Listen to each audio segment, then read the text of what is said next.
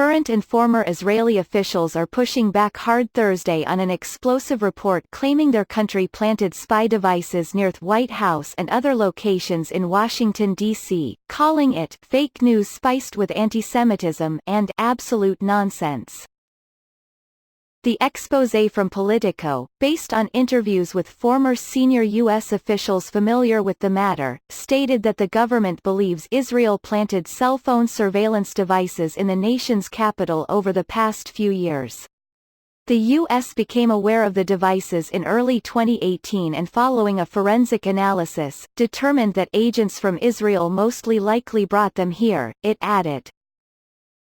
It was pretty clear that the Israelis were responsible, a former senior intelligence official told Politico. But Israeli officials quickly denied the report after it was published Thursday morning.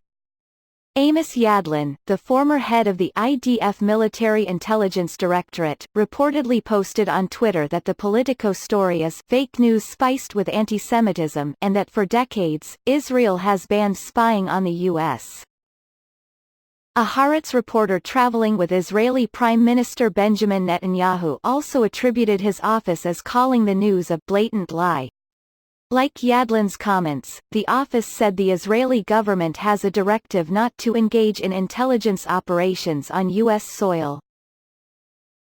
And Elad Strohmeyer, an Israeli embassy spokesperson, told Politico that these allegations are absolute nonsense.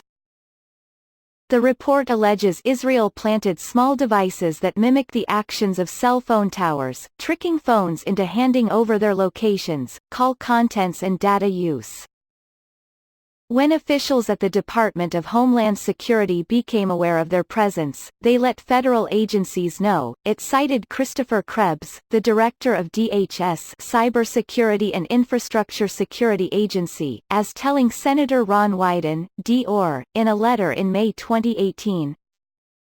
One of the officials who spoke to Politico said the forensic analysis of the devices, which was carried out by the FBI and other relevant agencies, focused on where the parts and pieces came from, how old are they, and who had access to them.